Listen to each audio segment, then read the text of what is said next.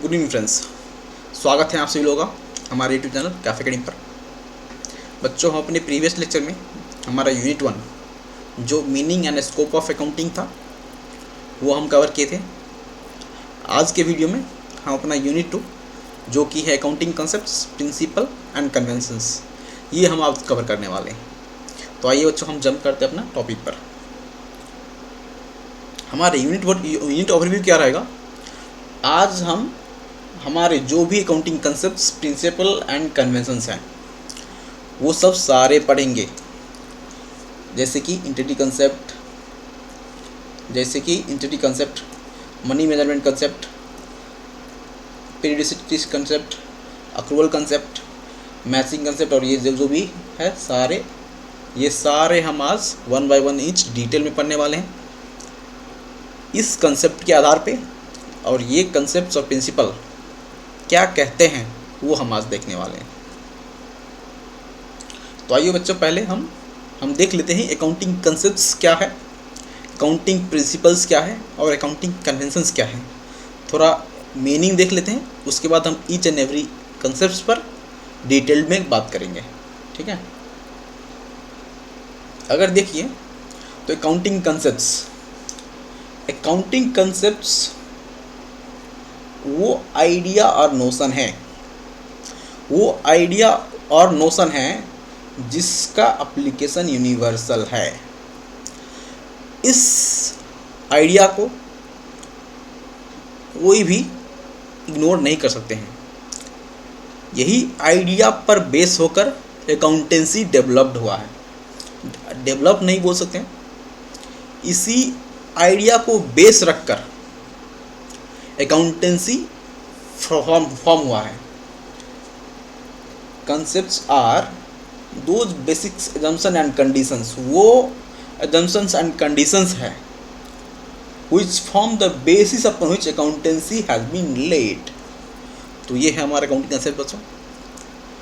Accounting principles क्या है। Accounting principles are a body of doctrine commonly associated with the theory and procedures of accounting, serving as an explanation of current practices and as guide for selection of conventions and procedures where alternative exist। बच्चों, अगर हम normal भाषा में समझे accounting principles, तो accounting principles वो procedures, वो theory और प्रोसीजर है जिसको रूल बनाया गया है, ठीक है। और ये रूल क्या कहते हैं, हमको हेल्प करते हैं किसमें, selection of accounting conventions and procedure. This is the base for current practices and guide the selection of convention and procedure, ठीक है बच्चों। फिर से आइए देखते हैं एक बार फिर। अकाउंटिंग प्रिंसिपल्स वो थ्योरी है, प्रोसीजर है ऑफ अकाउंटिंग, ठीक है, जिसे फ्रेम्ड एज रूल्स, जिसे रूल बना दिया गया है। ये based for current practices, this is the base for current practices, ठीक है। एंड ये हम हेल्प करता है क्या चीज़ में, selection of conventions and procedures. अगर हम देखें तो अकाउंटिंग कंसेप्ट्स क्या है। Accounting concept emerge out of accounting practices, ठीक है। तो जो भी हमारा रूल फ्रेम किया गया है, जिसे हम अकाउंटिंग प्रिंसिपल्स बोलते हैं, उससे हमें अकाउंटिंग कन्वेंशंस मिलते हैं, कॉमनली नोन एज अकाउंटिंग, क्या बोलते हैं, accounting conventions emerge out of accounting practices, commonly known as accounting principles. जो भी प्रैक्टिसेस है अकाउंटिंग प्रिंसिपल से उससे इमर्ज होता है, ठीक है। adopted by various organizations over a period of time, these conventions are derived by use and practice। तो ये कन्वेंशंस हम अकाउंटिंग यूज़ करते हुए, प्रैक्टिस जो करते करते जो भी कन्वेंशंस बना दिया गया है, जो इमर्ज हुआ है, डेवलप्ड हुआ है, वो अकाउंटिंग कन्वेंशन है। अभी बच्चों हम each and every accounting principles अगर देखें, थोड़ा close relationship between accounting concepts, principles and conventions. तो क्या है कंसेप्ट जो है, सेकेंड, हमारा जो भी अकाउंटिंग कंसेप्ट है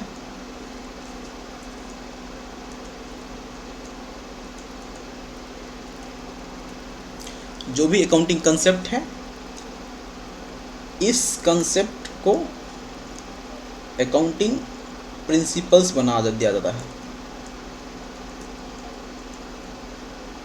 ठीक है, ये बेस है अकाउंटिंग प्रिंसिपल्स के लिए, और ये प्रिंसिपल्स से अकाउंटिंग कन्वेंशंस बनते हैं।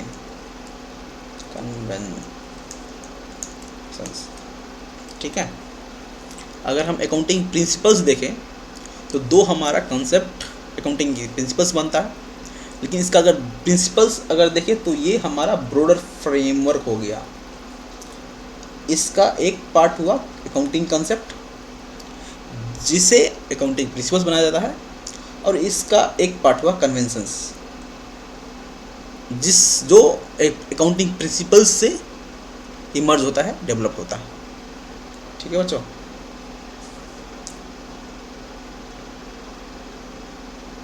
आइए हम अभी each and every accounting concepts देखते हैं।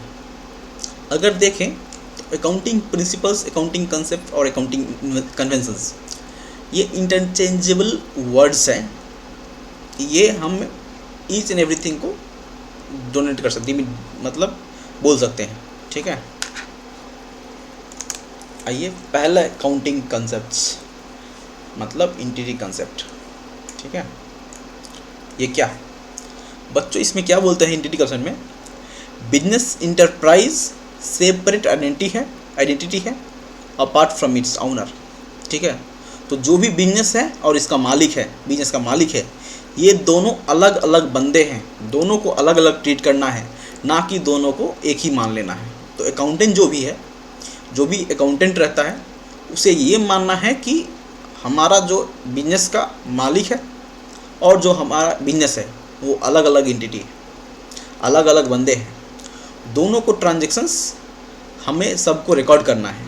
फॉर एग्जांपल, अगर मालिक ने कैपिटल दिया कंपनी को, तो उसको कंपनी उसको कैसे रिकॉर्ड करेगा, तो बैंक में पैसा आया तो बैंक बैलेंस इन्फ्लेट करना है, बढ़ाना है, और जो हमारा liability towards the share holder, towards the owner, जो भी लायबिलिटी बनता है जिसे हम कैपिटल बोलते हैं, उसको कैपिटल बोल के रिकॉर्ड करना है। ठीक है, ऐसा नहीं कि मालिक और बिजनेस तो सेम ही है तो हमें इसका रिकॉर्ड ही नहीं रखना है, कहाँ गया पैसा, मालिक का ही बिजनेस में गया, तो ऐसा नहीं कि रिकॉर्ड नहीं रखना है, हमें रिकॉर्ड रखना है ईच एंड एवरीथिंग का, कितने कितने पैसा हमें मालिक से मिला है और कितने कितने पैसा हमको मालिक को दिया है, जो भी ट्रांजैक्शन होता है ईच एंड एवरीथिंग।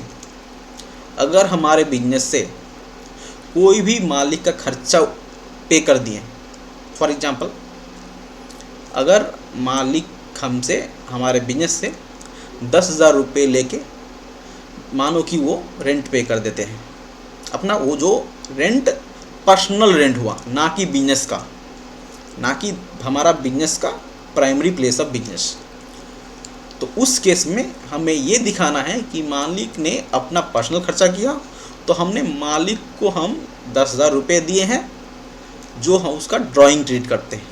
तो यही है हमारा एंटिटी कंसेप्ट, वही बोलते हैं बच्चों, entity concept states that business enterprise is separate identity apart from its owner, दोनों अलग अलग है। ये हमारा फर्स्ट चीज़ हमको ध्यान में रखना है, हमको फर्स्ट चीज़ ध्यान में रखना है कि दोनों अलग अलग हैं। अगर आप अलग अलग ट्रीट नहीं करोगे दोनों को, तो आप अकाउंटिंग का फंडामेंटल को हिट कर रहे हो और आपका अकाउंटिंग ठीक नहीं हो सकता, ऐसे बोल सकते हैं। ठीक है, इसमें और ज़्यादा कुछ यही है कंसेप्ट जो मैं आपको बता दिया हूँ, एक बार प्लेन रीड आउट कर लीजिएगा, अगर कुछ डाउट हो तो मैं बाद में आपको क्लैरिफाई कर दूंगा, आप में हमको कमेंट कर दीजिए जैसे आप हम हमेशा कर रहे हो। यहाँ पे एग्जांपल देख लेते हैं। Mister x started a business investing 7 lakh with which he has purchased machinery of 5 lakh and maintained the bank balance in hand. The financial position of the business will be as follows. जो हमारा 7 लाख हमारा partners दिए हैं, मालिक दिया है, उसको हमें कैपिटल करके ट्रीट करना है। 7 लाख में से हम 5 लाख का मशीनरी बाई कर लिए, तो हमारा मशीनरी एसेट बढ़ गया, 5 लाख हमारा एसेट हो गया, और 2 लाख जो भी बचा हमें कैश बिजनेस में, वो कैश दिखाना है। ठीक है, this means that the enterprise obs ₹7 lakhs to owner X.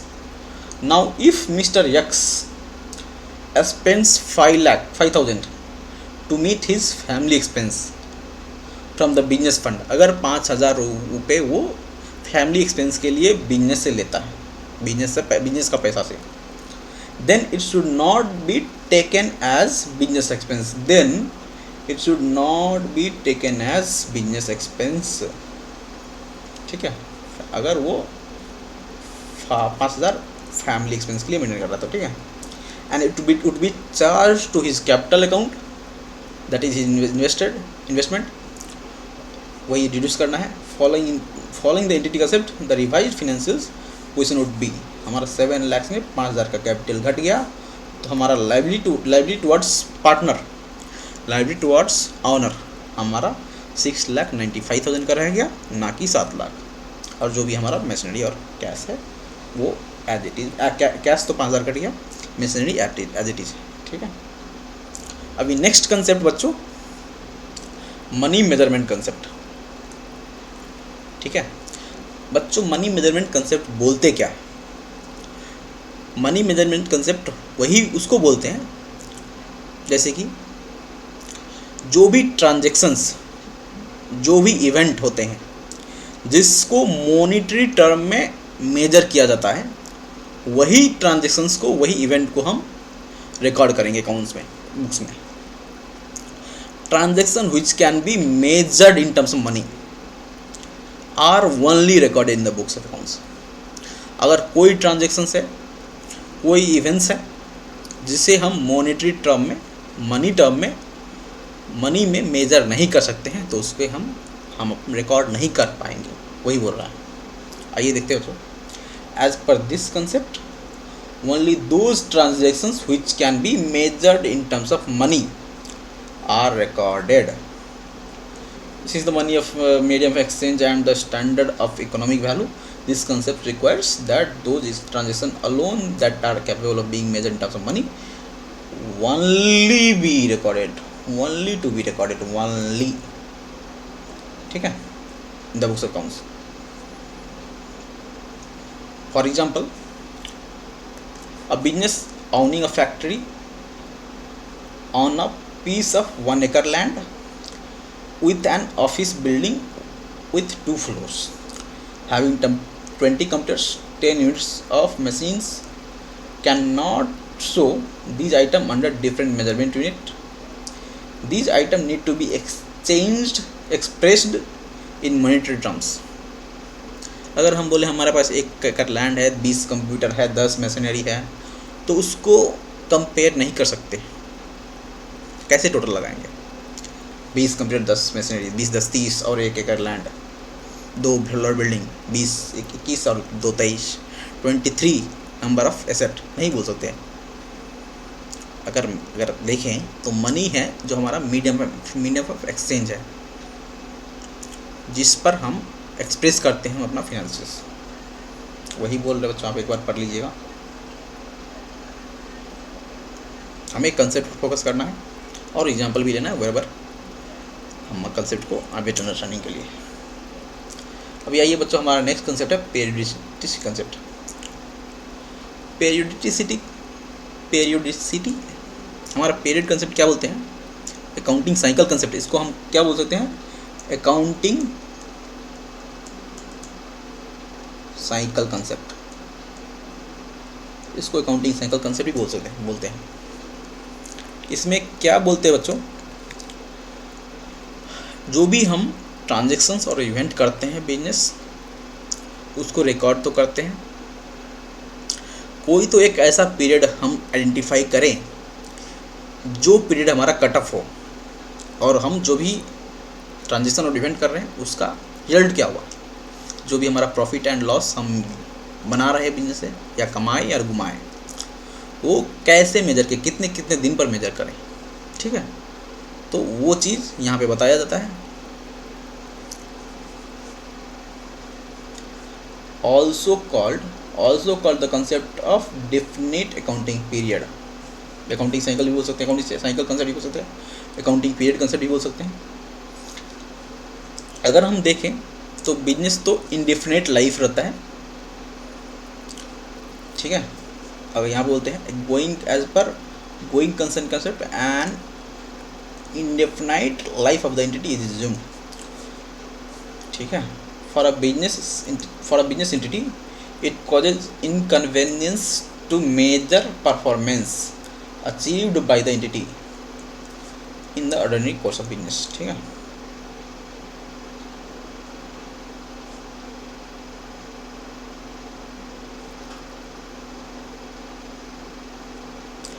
according to this concept accounts should be prepared after every period and not at the end of the life of the entity. तो entity suppose चलते गया तो end of life, जब हम company को बंद कर रहे हैं, जब बिजनेस को बंद कर रहे हैं, उस टाइम पर हमें ये नहीं देखना है कि हम कितना कमाए और हमारे पास कितना एसेट का लायबिलिटी है। अगर हम देखें तो हम हमारा फिनेंशियल स्टेटमेंट उस टाइम पर नहीं बनाना है कि हम कितना प्रॉफिट किए, लॉस किए, रिजल्ट्स और हमारा क्या पोजीशन है, वो सब उस टाइम पर नहीं बनाएंगे, बल्कि ईच एंड एवरी पीरियड पर हम बनाएंगे। Usually this period is 1 calendar year, एक वर्ष का है। We generally follow from 1 April to 31 March. तो एक साल का, ठीक है, एक साल का पीरियड हम फॉलो करते हैं। इस पीरियड पर हम अपना फाइनेंशियल रिजल्ट पब्लिश करते हैं। ये हमारा पीरियोडिसिटी कंसेप्ट क्या चीज़ के लिए फैसिलिटेट करता है? एक चीज़ में फैसिलिटेट करता है कि comparing financial statement of different period. अगर हमारा बिजनेस है, हम ईच एंड एवरी ईयर अगर हम हमारा फिनेंशियल स्टेटमेंट बनाए, तो हम ईच एंड एवरी ईयर का फिनेंशियल स्टेटमेंट प्रीवियस ईयर से कंपेयर कर सकते हैं, देख सकते हैं हम कैसे परफॉर्मेंस किए, हम बेटर किए या उससे अच्छा ख़राब किए इस वर्ष। तो वो हमको फैसिलिटेट करता है। इवन हम अपना ये कंपैरिजन दूसरे एंटिटी से भी कंसेप्ट हम कंपेयर कर सकते हैं, जो हमारा सेम बिजनेस में है, कि हमारा जो कंपटीटर है वो कितना किया, वो कैसा कर रहा है, प्रॉब्लम हम में है या नॉर्मल प्रॉब्लम है अगर ड्रॉप डाउन हुआ तो। Uniform and consistent accounting treatment for asset profit and asset of the business. तो ये कंसेप्ट फैसिलिटेट क्या करता है? To accept uniform and consistent accounting. अगर हम ईच एंड एवरी पीरियड में अगर फिनेंशियल स्टेटमेंट ना बनाएं, तो कोई भी अकाउंटिंग ट्रीटमेंट फॉलो करें, चाहे आज हम करें एक मेथड, कल जाके हम दूसरा मेथड अप्लाई कर लें, तो उसमें पता नहीं चलेगा कि क्या कर रहा है बंदा, कैसे चला रहा है, कैसे अकाउंटिंग फॉलो कर रहा है। अगर वही हम अपना अकाउंटिंग साइकिल कंसेप्ट पर बेस होकर अगर फिनेंशियल बना रहे हैं, तो हम उसमें देख सकते हैं कि इस साल में क्या कंसेप्ट फॉलो किया है, क्या ट्रीटमेंट फॉलो किया है, और नेक्स्ट साल में क्या फॉलो किया है। तो हम वहाँ पे कंपेयर कर सकते हैं कि whether those accounting treatment, accounting concepts are uniform and consistent और नॉट। इससे और एक और फैसिलिटेट करता है कि matching periodic revenue with expense for getting correct results of the business. अगर हमारा कोई भी रेवेन्यू इस साल में रिकॉर्ड हुआ है, तो इसी साल में हमारा उसका एक्सपेंस भी रिकॉर्ड करना है, ठीक है, जिसे मैचिंग कंसेप्ट बोलते हैं, हम बाद में पढ़ेंगे वो। तो उसके लिए भी फैसिलिटेट करता है। अगर अकाउंटिंग साइकिल इसका कंसेप्ट पीरियोडिसिटी का कंसेप्ट ना रहे, तो नॉट नेसेसरी दैट हमारा आज रेवेन्यू रिकॉग्नाइज कर रहे हैं और कल जाके हम मतलब नेक्स्ट ईयर में जाके हम अपना एक्सपेंस रिकॉर्ड करें। तो उस केस में हमें ये क्या करता है मैचिंग कंसेप्ट को भी हमें सपोर्ट करता है कि आपका ये रेवेन्यू है तो जिसका इसका खर्चा है उसको अक्रू करिए, जो हम यहाँ पे अक्रूवल कंसेप्ट में पढ़ेंगे वो खर्चा सब अक्रू करिए और बुक्स में रिकॉर्ड करिए। तो ये सारे अदर कंसेप्ट को सपोर्ट करते हैं, ठीक है। आइए बच्चों, अभी हमारे पास है अक्रूवल कंसेप्ट। अगर देखें अक्रूवल कंसेप्ट क्या है बच्चों, तो there is two types of accounting method. One is cash accounting method and one is accrual accounting concept, accrual accounting method, ठीक है। कैश अकाउंटिंग में क्या करते थे हम, जो भी ट्रांजेक्शन और इवेंट हम जब भी कैश पे करें या कैश रिसीव करें वही टाइम में हम रिकॉर्ड करते थे बुक में, ठीक है, ना कि जब का खर्चा हो। इसमें क्या करते हैं, transaction and events are recognized when they due and not when they paid, ठीक है।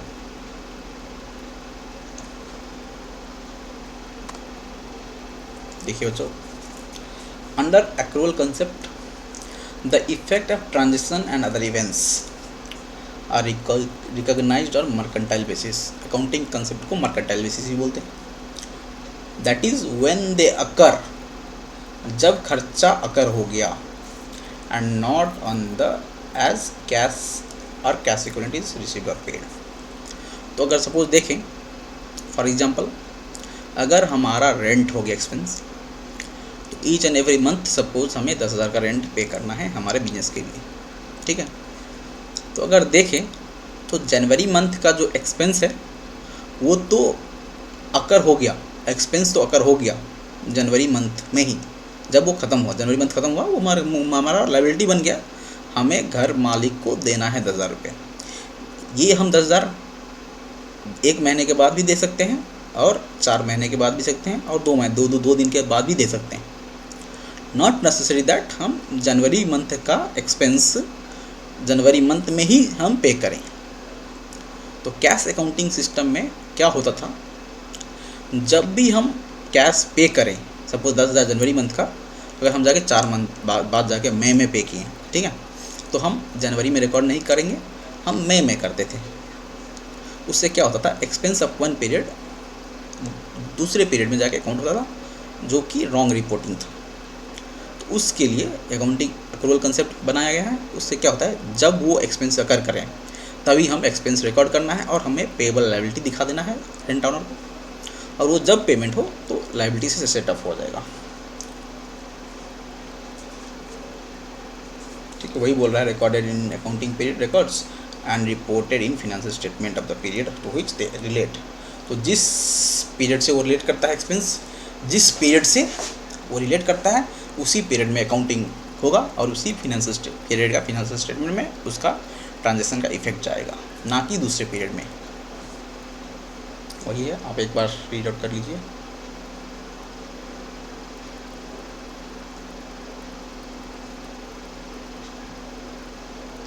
अगर यहाँ पे थोड़ा दिया गया जैसे कि under accrual concept, revenue minus expenses profit. Accrual concept provides foundation on which structure of present day accounting has been developed। ये हमारा फाउंडेशन है। इस फाउंडेशन को on which structure of present day accounting, जो भी प्रेजेंट डे का accounting है जिसका स्ट्रक्चर जो आज है उसे हम एक्रूवल कंसेप्ट को फाउंडेशन रख के बनाए, वही बोल रहे हैं। कैश में क्या होता था, कैश में होता था कि हम जब भी पे करें तब अकाउंट करते थे, उसमें cash received minus cash paid was my profit.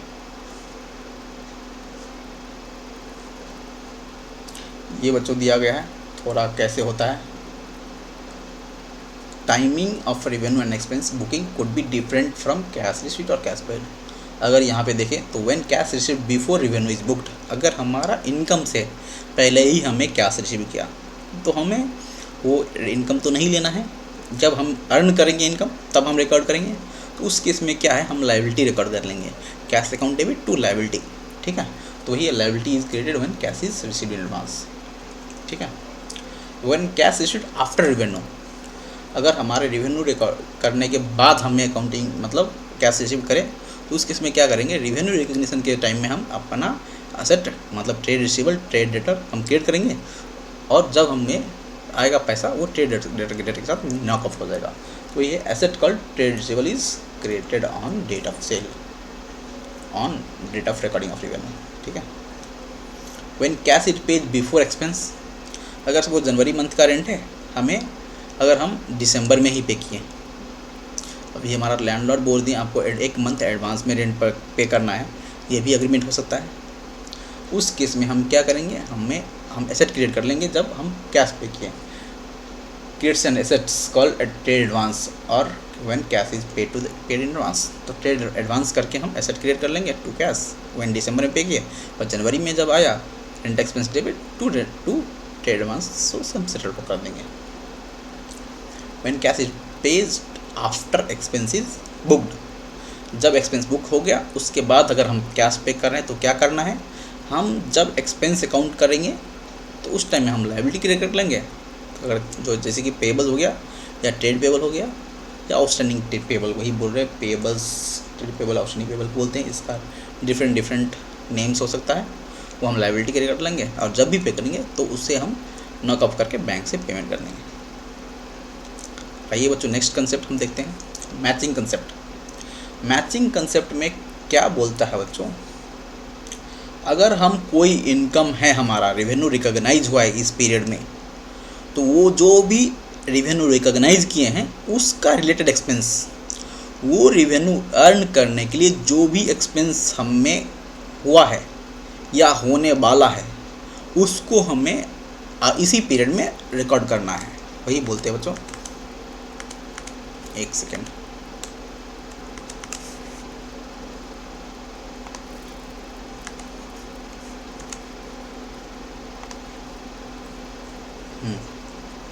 in this concept all expensed matched with the revenue of that period, अगर all expense matched with the revenue of that period should only be taken into consideration, ना कि हमें extra expense भी लेना है। जो भी revenue recognise किया उसका खर्चा सारा हमें रिकॉर्ड करना है। In the financial statement of the organization, if the revenue is recognized, then expense related to earn that revenue should also be recognized. If any revenue is recognized, then expense related to earn that revenue should also be recognized. ठीक है, this concept is based on accrual concept. Same तो अगर accrual में भी देखते थे तो जब हमारा ट्रांजेक्शन हुआ उस तब रिकॉर्ड करना है।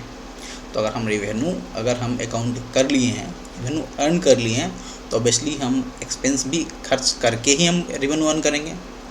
ऐसे तो नहीं रेवेन्यू आ गया इस साल और खर्च हम करें नेक्स्ट साल। तो वही वो बोल रहा है, कभी क्या हो सकता है, अगर हम रेवेन्यू अर्न कर लिए होंगे तो हो सकता है हम खर्च भी अप्रूव कर लिए होंगे, खर्च हमारा हो गया होगा, दो हमारा कैश पे नहीं हुआ होगा। तो उस केस में हमें एक्सपेंस को भी मैचिंग कंसेप्ट पर और एक्रूअल कंसेप्ट पर अकाउंट कर लेना है, वही बोलता है। आप एग्जांपल्स देख लीजिएगा।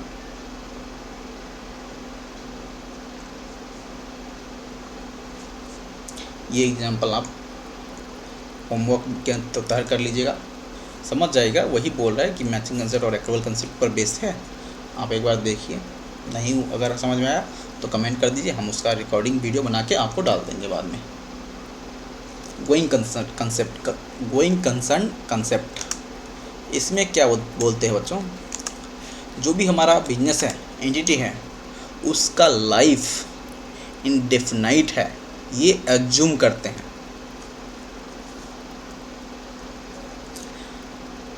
The assumption that the financial statement are normally prepared on the assumption that an enterprise is going concern and will continue to operate for the foreseeable future, indefinite future.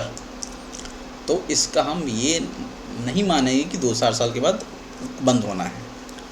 तो नॉर्मली क्या होता है कि इसका indefinite life है, वो assume करके हम फाइनेंशियल स्टेटमेंट बनाता है।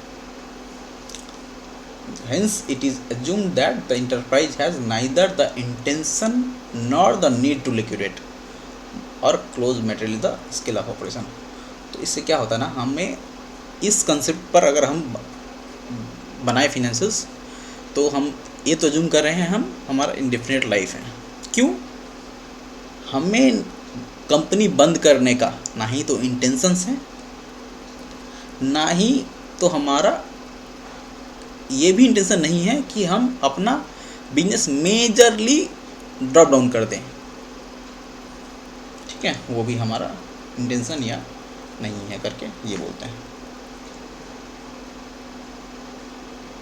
कॉस्ट कंसेप्ट, कॉस्ट कंसेप्ट में क्या बोलते हैं बच्चों? इसमें बोलते हैं अगर हमारा जो भी एसेट हुआ, जैसे मशीनरी हो, बिल्डिंग हो, जो भी हो, तो हम वो एसेट के लिए कितना खर्च किए हैं, जितना हम खर्च किए हैं उतना ही पे अकाउंट करना है ना, भले कि उसका वैल्यू आज जाके बढ़ गया हो। ठीक है, तो all the asset which company owns is accounted at cost price.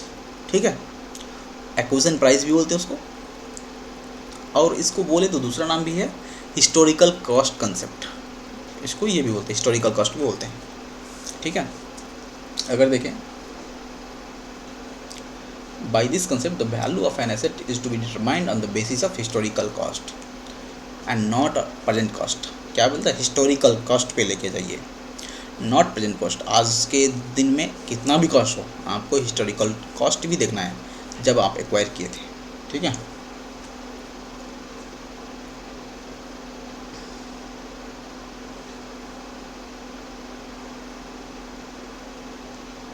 अगर देखें इससे क्या क्या खामियां हैं, इस कंसेप्ट का क्या क्या खामियां हैं, तो पहला खामियां है कि ये कंसेप्ट इन्फ्लेशन को इग्नोर करते हैं। In an inflationary situation when price of all commodities go up to an average, the acquisition cost losses its relevance. For example देखें तो a piece of land purchased in 1995 for 2000 may cost 1 lakh in 2022। तो 20 साल, 22, 5, 27 साल, 27 साल के बाद इसका जो भी हम उस टाइम पे 2000 रुपये में खरीदे थे, अभी 1 लाख होगा। तो ये इन्फ्लेशन को इग्नोर करते हैं, ये बोलते हैं आपका एसेट है 2000 में खरीदे तो 2000 रुपये काउंट करिए, ना ही कि 1 लाख में। ठीक है, तो ये इन्फ्लेशन को इग्नोर करते हैं। So if the accountant makes valuation of asset at historical cost, the accountant will not reflect the true position। वही जो फिनेंस स्टेटमेंट रहेगा, ये ट्रू पोजीशन रिफ्लेक्ट नहीं करेगा कि हमारा 1 लाख का एसेट है लेकिन 2000 दिखा रहे हो। ठीक है, तो वही बोल रहा है।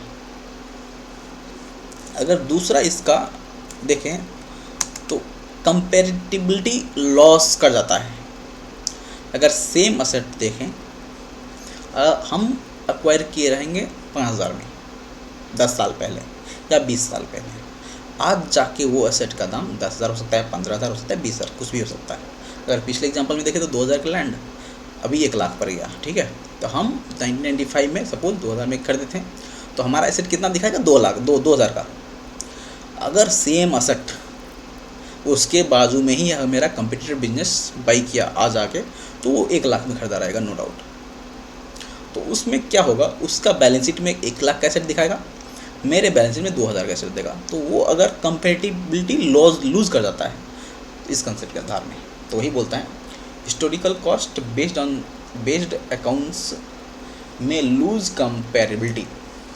Mister X invested 1 lakh in a machine in 1995 which produce 50,000 in cash inflow. अगर 1 लाख का बाई किया था मशीन इन 1995, जो हमें 50,000 का इनफ्लो देता है each and every year.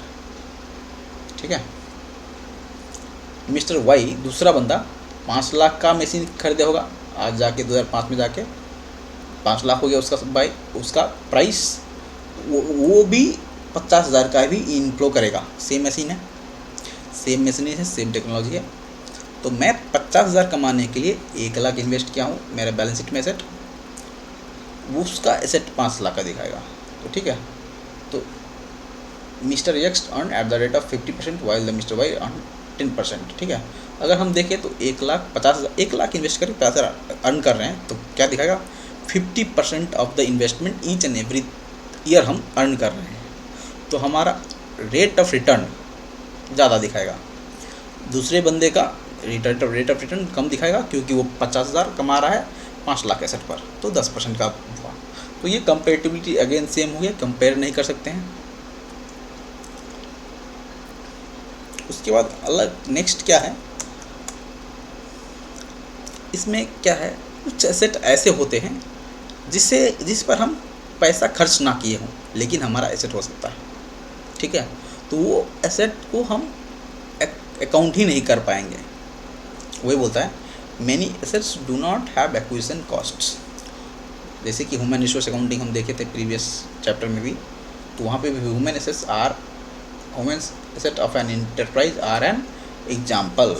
The cost concept fail to recognize such asset although it is a very important asset of the entity organization. तो अगर हम देखें कॉस्ट कंसेप्ट में भी और कॉस्ट कंसेप्ट में भी और मनी मेजरमेंट कंसेप्ट, दोनों के तहत हमारा जो भी असेट है जिसे आइदर मनी मेजरमेंट ना कर पाए या किसी के लिए हम कॉस्ट नहीं है, कॉस्ट नहीं है, कॉस्ट हम मेजर नहीं कर पा रहे या कॉस्ट हम पे नहीं किया, तो वो असेट को इग्नोर करता है, अकाउंटिंग करने के लिए नहीं बोलता है। अभी नेक्स्ट कंसेप्ट क्या है बच्चों, रियलाइजेशन कंसेप्ट। रियलाइजेशन कंसेप्ट में क्या है,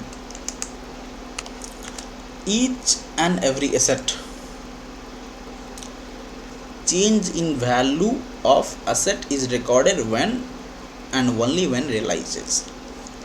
अगर देखें it closely follows the cost concept, ये similar to cost concept है, ये बोल रहा है change in value of an asset is to be recorded only when the business realizes it।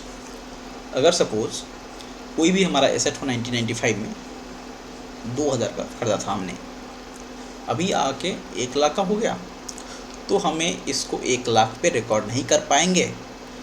अगर हम वो 1,00,000 में बेच दिए, रियलाइज़ कर लिए 1,00,000 रुपया इन हैंड, देन ओनली हम 1,00,000 का उसको रिकॉर्ड कर पाएंगे। यही बोलता है ये रियलाइजेशन कंसेप्ट। अगर हमारा जो भी है रियलाइज नहीं किया है तो हम रिकॉर्ड नहीं कर पाएंगे। ठीक है, when an asset is recorded at its historical cost of 5,00,000 even if current cost is 15,00,000, 5,00,000 का पहले हम कॉस्ट इनकर किए थे, आज वैल्यू जाके 15,00,000 का हो गया। Such change is not counted unless there is certainty that such change will materialize होना है, रियलाइज करना है। However accountants follow more conservative path. Accountant more conservative है, they try to cover all probable loss but do not count any probable gain। इसमें क्या बोलते हैं, तो यही बच्चों हमारा रिलेशन कंसेप्ट यही बोलते हैं। ठीक है,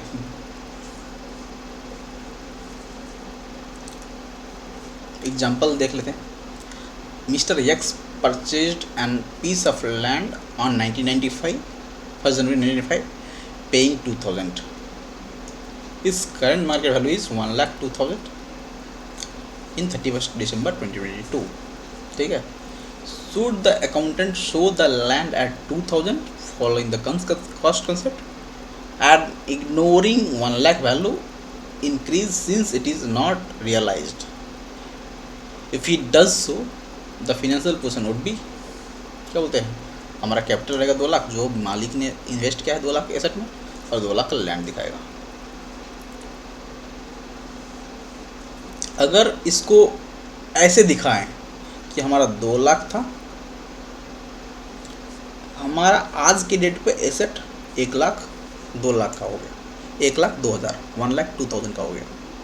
ठीक है, तो अगर अनरियलाइज्ड गेन तो हो गया, या रियलाइज्ड हो या ना हो, चाहे हम प्रॉफिट कमाएं या ना कमाएं, हमें पैसा भले कि हाथ में नहीं आया हो, लेकिन ये तो है कि हमारा एसेट का वैल्यू इंक्रीज हो गया है। तो हम ऐसे करके दिखाएंगे अनरियलाइज्ड गेन इन हमारा रिटर्न अर्निंग। तो ये हमें बेटर पिक्चर ऑफ बुक्स दिखाएंगे, जिससे क्या होगा, हमारा कंपेरेबिलिटी का समस्या था वो भी लूज़ हो गया, इन्फ्लेशन का इग्नोर करने का था वो भी हमें सोल्व हो गया। तो यही है, ये करते तो बेटर रहता, लेकिन हमें रिलेशन कंसेप्ट क्या बोलते हैं, यही करो ना कि ये।